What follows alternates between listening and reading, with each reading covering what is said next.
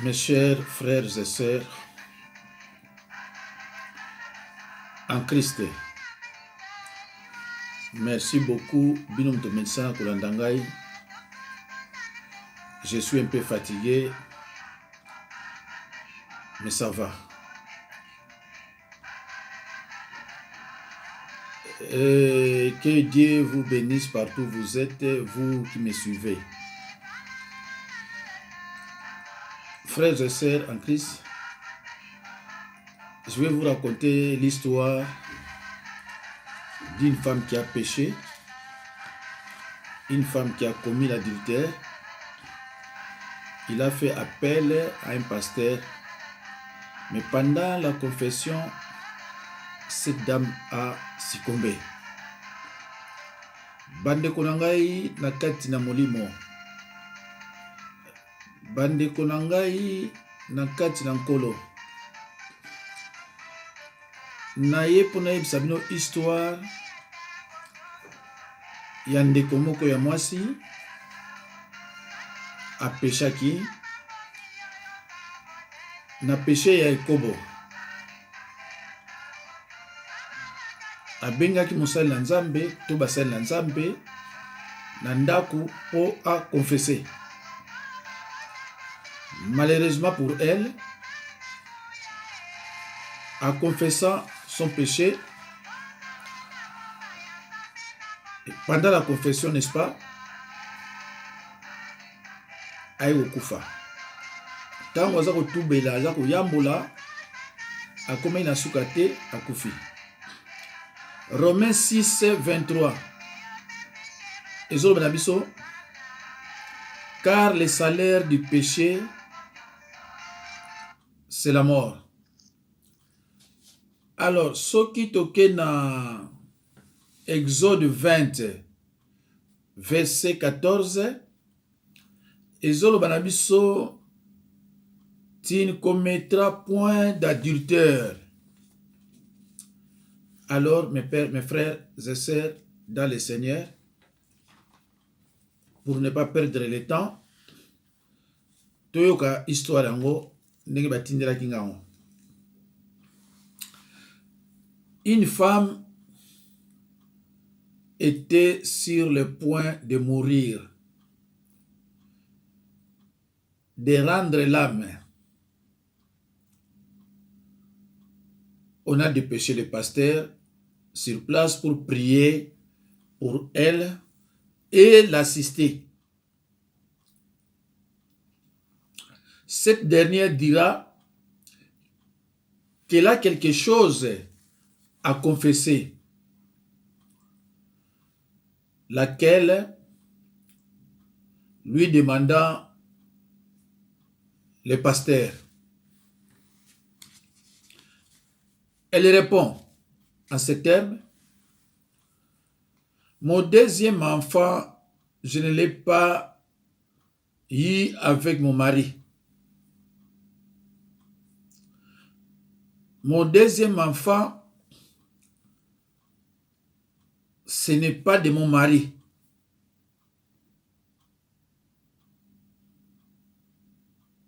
Donc, ce n'est pas l'enfant de mon mari. Le pasteur lui dira: ma sœur, cette confession ne m'est pas destinée. Il faut plutôt l'avouer à ton mari. Bandeko, moi si alobi na mobali, alobi na pasteur qui était, moi nanga ya mibale, aza ya mobali nanga te. Aza ya mutu mususu. Pasteur alobi na ye, mais oui, osali malamu. Pona oloba yango, pona oyambula. Mais okoloba ngo nanga ite. Oko avouer ngo pa nanga ite. Oko avouer ngo epai ya mobali na yo. Okoloba yango epai ya mobali na yo. Elle ne voulait pas. Mais le pasteur lui a dit qu'elle doit le faire afin de se libérer.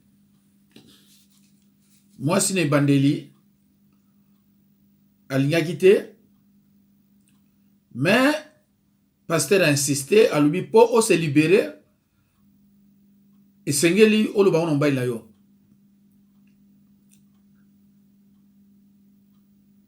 Lorsque le mari est arrivé, la femme a fait sa confession et juste après, elle est morte.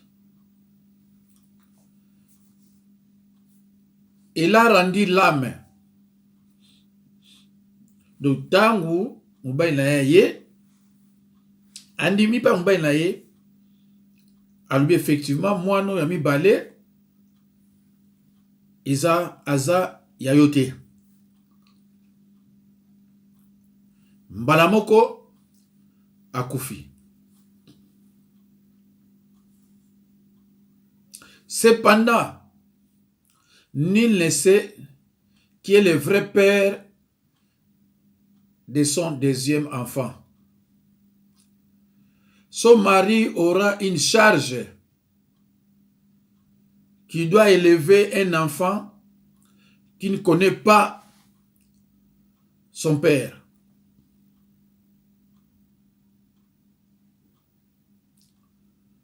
Cet enfant ne saura jamais qui est son vrai père. Bandeko, mobali akotika na ba qu'est-ce que c'est? Yakoboko la mwana oyo mwasi alobi na ye kaza yote après akufi. Est-ce que tata wana akondima continue koboko la mwana wana? Ou bien est-ce qu'akoboko la mwana wana avec amour? Vous vous rendez compte des choses que nous cachons et leurs conséquences. Les choses que nous cachons et de leurs conséquences sur nos vies et celles d'autres personnes. Le tout se résulte de la vie de péché. Chers frères et sœurs dans le Seigneur, personnellement, le pasteur a commis une grosse faute de ne pas demander à la femme le nom du vrai père de l'enfant malheureux. A priori, pasteur a qui expérimenté. Avant atindaye, alobanaye, akende pas mobali, et là, quand il bosse, on a otunaye, apesa y kombo ya vrai père ya mwana wana. Comme ça, il y a une facilité dans nos tâches. Mais pasteur a tout nité, maman pe a lobby en pété, parce que tant que le bapé ça l'a quitté. Ndeko, na prometa ki bino ki na mate ya moko na yebite suka avant le 30 na ko otia yango. Confession, repentance et conversion. Na prometa ki bino yango, mais naza trop occupé na yebite soki na ko tia yango kan. Na ko sala le nécessaire avant le 30, mais malheureusement, naza na batu kamo ebelo bako passer na délivrance. Ndeko na ngai, soko ozwi chance ya mate ya wana eleki, landa ontina suka. Poyeba, nini bobombaka na bavi na bino, nini bobombaka na bandaku na bino.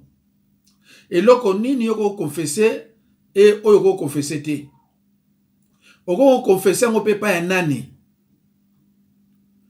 Yo ozwi zemi na ndaku na yo. Zemi ya libanda. Oboti. Ozwi o confesser ngo pa ya pasteur. Pasteur azana besoin yango te. O confesser ngo pa mbayi na yo.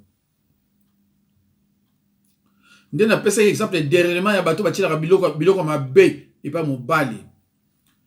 otila mobali kaka, otila mobali biloko oyo nyonso yebi ke ba gris biloko mabe. Ava okufa senga bolimbiso na pa mobali na yo. Nalobaki na bino pardon ezali na batu misatu. D'abord oloba na Nzambe pour respecter liloba na ye te ya l'amour du prochain. Ya mibale moto oyo osalaki mabe. Donc il faut batu misatu bazala wana. Eza triangle. Ya wana bandeko na ngai bomonaka ba sorcier na ba sataniste repentance na bango ezaka sincère te. Ekozala jamais sincère. Tango na lobaka ba musuba lobaki na bangi saka ba sorcier na sataniste. Mais pona ni oza sorcier, pona ni oza sataniste. Ngana koyebisa yo ndenge Bible eza koloba. Ngana koyebisa yo te po yo olinganga ngana sepela te. Na besoin mutalinga te la sepela. Nazaka na besoin liloba o Nzambe na te yango ndenge koki. C'est pour cela tango bato wana baka kokosa bino. Ke Nzambe alokotinga, Nzambe alokoti ete sans confession. Il faut aller dans la confession. Mais confession na ye kozala jamais sincère. Soka boma mwana wa mke ya moins de 10 ans. Akoya kolegate. Soki apesa mwana okindoki. Akoya kolegate. Et voilà, ils ont la sincérité. Wana tozolo ba sorcier, mais sataniste. Mais non, sataniste c'est impossible. Et repentance na ye eza passé. Alors bandeko, Bible zolo banabiso dans Luc 12:2, rien ne restera caché éternellement.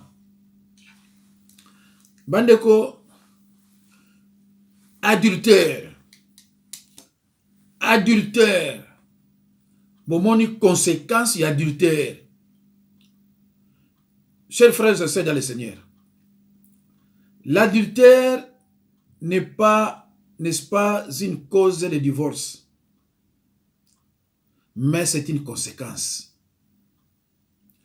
La cause de divorce, c'est le non-respect du conjoint.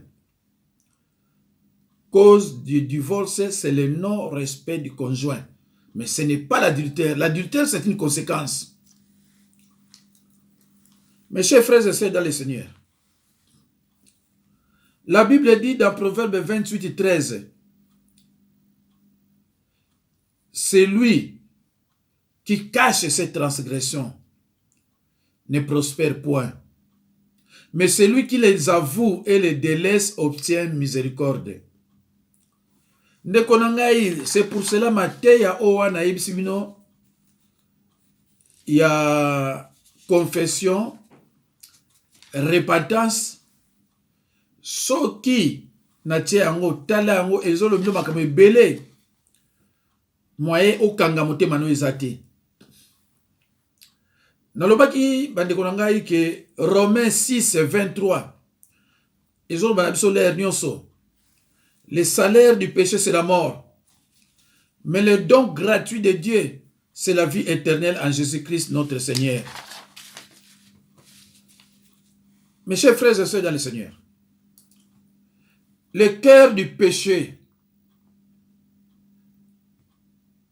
c'est la rébellion contre Dieu. Notre péché nous sépare de Dieu qui nous a créés et nous donne la vie. Mes chers frères et sœurs, notre péché nous sépare de Dieu qui nous a créés et nous donne la vie. Jésus-Christ a dit, c'est moi qui suis le chemin, la vérité et la vie. Jacques 14:6. Mes chers frères et sœurs dans le Seigneur, ndeko nanga ya mobali, foyeba ke mwasi aza faible na ba parole ya mobali. Mwasi basala ete po a résister na parole ya mobali. Potokoma na niveau ya mwasi a commettre adultère, yo mobali mtokina koluka ye. Ndeko na ngai, mwasi ya motu okotanga yango na Proverbe 6 28 29 okomona bazolobela yango kuna. Femme mariée oyo babala bapara na ye bayebi ke mwana biso abala Thomas. Ndeko na ngai mobali, même mwasi wana aza kitoko ya ndenge nini, tika ye. Aza mwasi libala, tika ye. Mwasi aza être moko faible. Mwasi ya difficile azalaka te. Akozala difficile peut-être na moment wana, mais après ce qui mbambeleki akosede. Yoso basali mwasi na yo ndenge wana ndeko osepela te. Quel que soit mwasi yango aza na beauté ya ndenge nini, quel que soit mwasi yango aza na kitoko ya ndenge nini, ndeko na ngai, basi baleke beleke mibali.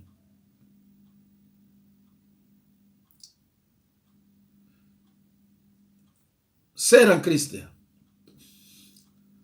soko za ya kobala, même mobali yango moni aza na mbongo ndenge nini,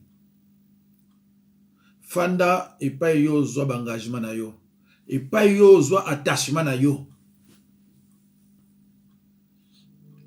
Tala exemple tutu kospesa. Mama wana akufi atiki mwana na ba condition nini? Est-ce que papa na kolinga ye?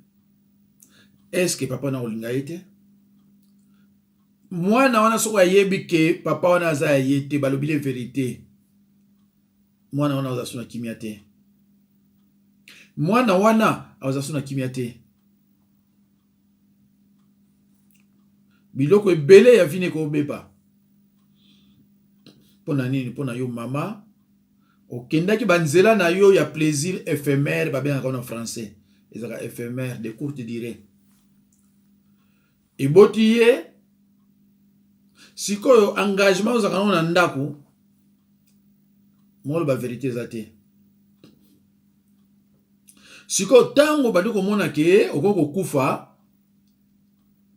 olobi le temps ko lukolo ba kombo papa ale satape abeti oso kosikibota okela makambo ebele kosilisa kite. Bande konanga basi na mibali, mes chers frères et sœurs dans le Seigneur, ko vivakate ozana ba péché non confessé. Ezana batu ebele bande konanga yi. Ezana batu ebele bande konanga yi. Ba péché non confessé ezako boma bango. Bandeko na lobeli yango, adultère eza interdit, adultère. Galates 6, 7 à 8, balobi, ne vous y trompez pas, on ne se moque pas de Dieu. Ce qu'un homme aura semé, il le moissonnera. Kaka oyo zo kolona okobuka. Miswa nzambe eza partout. Miswa nzambe eza partout. Mes chers frères et sœurs dans le Seigneur, les Écritures annoncent clairement que le peuple de Dieu souffrira et sera amené en captivité s'il persiste dans l'ignorance et dans le péché. Frères et sœurs en Christ, la Bible dit dans Osée 4 et 6, mon peuple est détruit par manque de connaissance. Ce verset biblique ne dit pas que mon peuple est détruit à cause de Satan, mais uniquement par manque de connaissance. C'est pour cela, mes chers frères et sœurs dans le Seigneur, la Bible dit, un enfant de Dieu doit avoir la parole de Dieu comme fondement dans sa vie. Tu dois avoir la parole. Ndeko na ngai, ne soyez pas mes fanatiques. Soyez plutôt les fanatiques de la parole de Dieu. Cause la fanatique n'a pas été.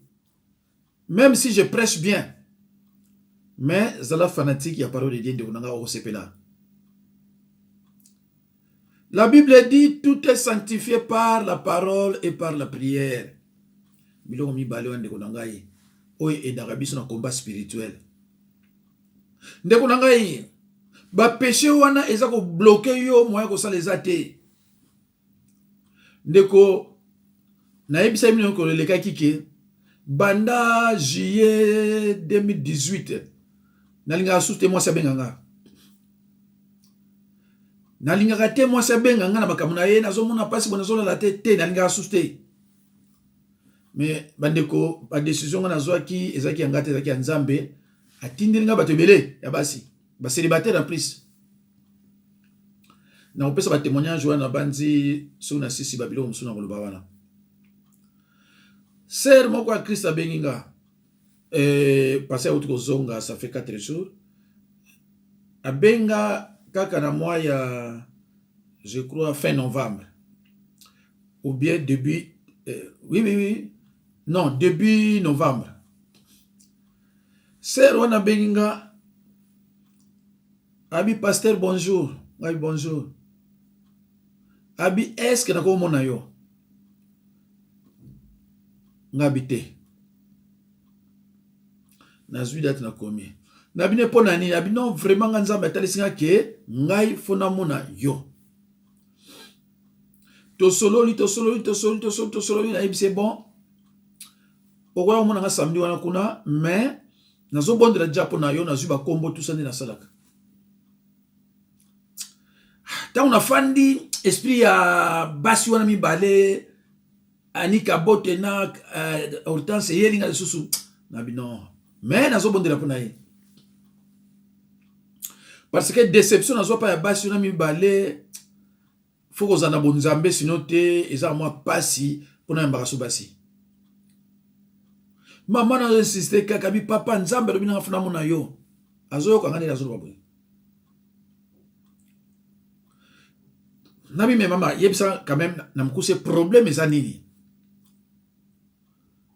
Abi ma papa sona kia Kinshasa sona zo zonga pona zo avion. Tazana bien na maboko.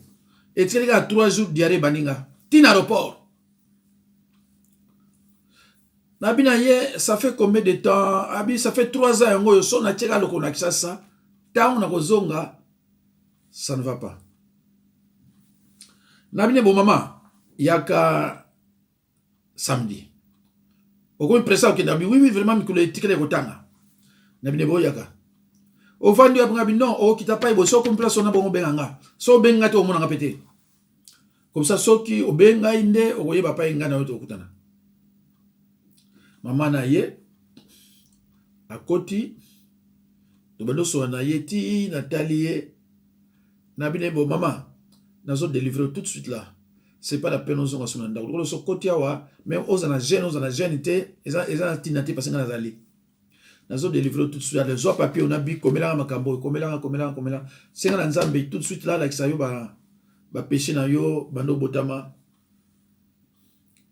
C'était une dame il y a 60 ans.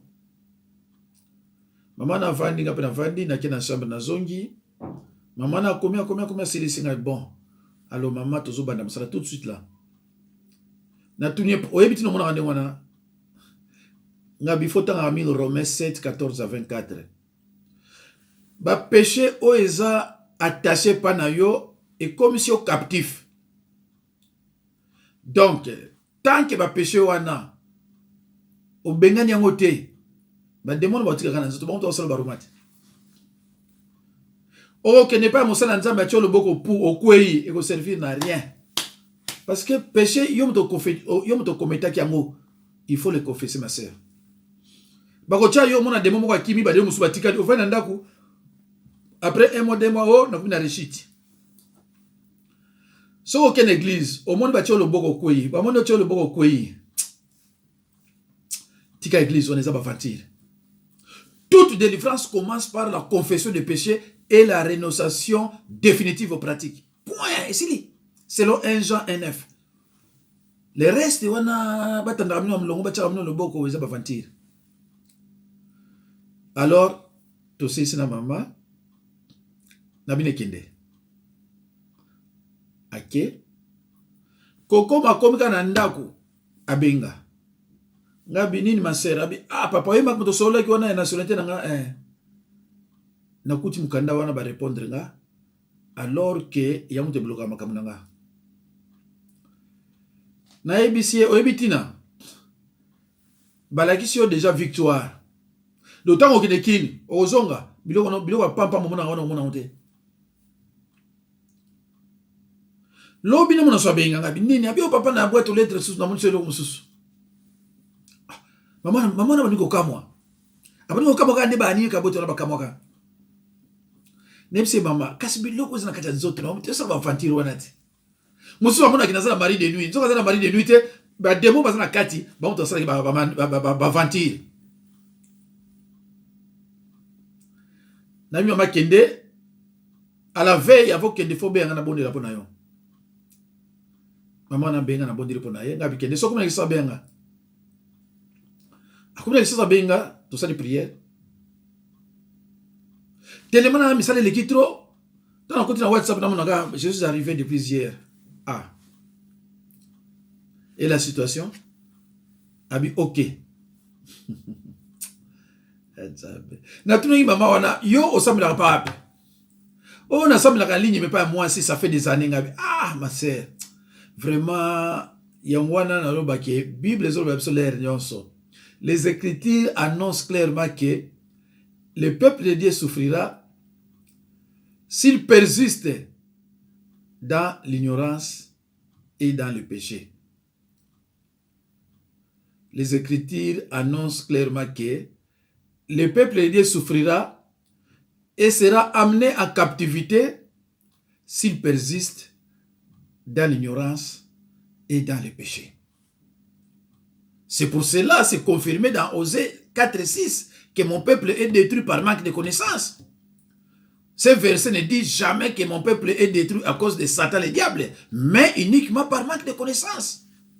Bolingo tanga parole te, bolingi loko te, yamana bandoki ba sakana kadabino, yamana bandoki ba mona ki bobanga ka bango.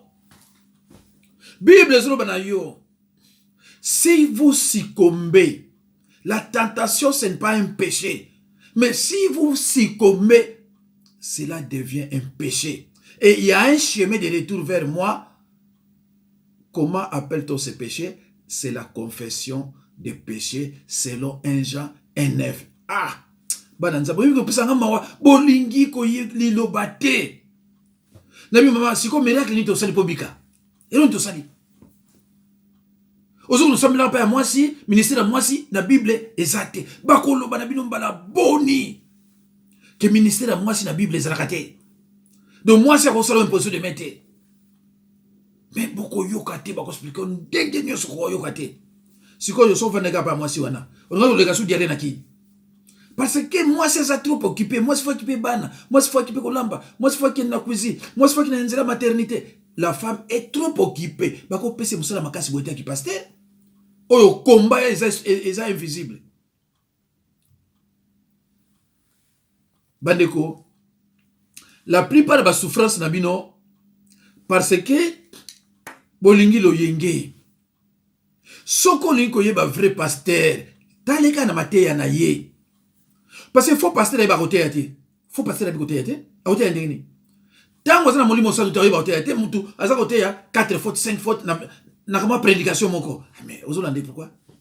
Mais bino bolingi mingi ba venturier makamwa nzambe za ba sala on ba venturité eza makamwa ko sekisate. Yo zolanda mutu poazo sekisa yo. Ba année na ba année souffrance, ba année na ba année souffrance, ba année na ba année souffrance. Maman na tarasi kwa kumene sengo. Auto ozonga subi ça fait que 3 sur 4 jours.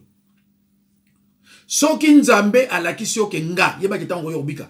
Soki nzambe c'est vrai que atinyo pananga tango ya. Boko yoka mususu ekolanda témoignage mususu na kolanda après le mona otia. Ndeko lingali loba liloba eko aider yo. Tika makambo buzoba kufutaka batike okendeke ba Afrique du Sud, kokendeke ba Kinshasa, basali la nzambe toza ya solo toza muke, mais toza awa. Olingi liloba te, okende pa aventurier, oke otika photo bana ya famille omimba, pa sataniste, otiki bana kuna, oke pa nganga bilo za interdit yozo kende. Alors bande kurangai, je crois que tokomi na suka ya likambo na biso ya mwasi oyo adekonaki akende kobota libanda tango akokonfese akufi. Ndeko na ngai bamasumu ebele ezali fo konfese ngo na kati ya ndako na yo. Yo tilaki mobali biloko olia ya mabe. Mobali akoma ça ne va pas. Ba raisonnement na ye changea. Senga pa ya bolimbisi, pa ya nzambe, après senga epa na ye. So qui n'est pas nzambe musala nzambe bondela pona yo okende. Mais tant que osengi parlo pa na yete mama osalaka ozosala eloko te. Et bino ba oyo boza partout sino te banino basi bo botaka libanda kozwa biloko mabe ko tila mobali. Soko zoyo ka video oyo okosenga bolimbisi paya pa mobile na yo. Sino te okolanda mama oyo biso to uti koloba awa mbala mon enfer. Mama na ke mama mon enfer. Diga mo baso te. Et pourtant, il a commis un péché, ce n'est pas un péché de condamnation, mais il fallait confesser. Mais au confesser, on peut pas en bailler. Tant on a été qu'il y a un ministère il y a repentance dernièrement. Disciple moi tu mais papa ko malibala mais c'est bon libala quelles conséquences il y a nité il y a adultère conséquences il y a divorce pardon conséquences il y a adultère les conséquences faut supporter les conséquences et ça que supporter non faut supporter. C'est pour cela ndeko il faut que chaka liloba en pratique. Tant ozo chali liloba en pratique ozo ba ke non ko sala oyo eza bien te ko sala boza soki oli kindumba na ko yebisa yo divorcer bongo ko no sala loko na yo oyo yo lingi. Mais tant que ozana ndako mobali ko sala yango te. Je parle de femmes mariées. Je parle de femmes mariées. Nazo parler basi musuta nazo ba de femmes mariées. Au boti na kata ndako mobali. Il faut que loba yango comme ça, ils allaient bien. Alors, bande konangai na kati na kolo bouti kolanda Pasteur Jacques Dinabanza na thème oyo boko na likolo ya vidéo.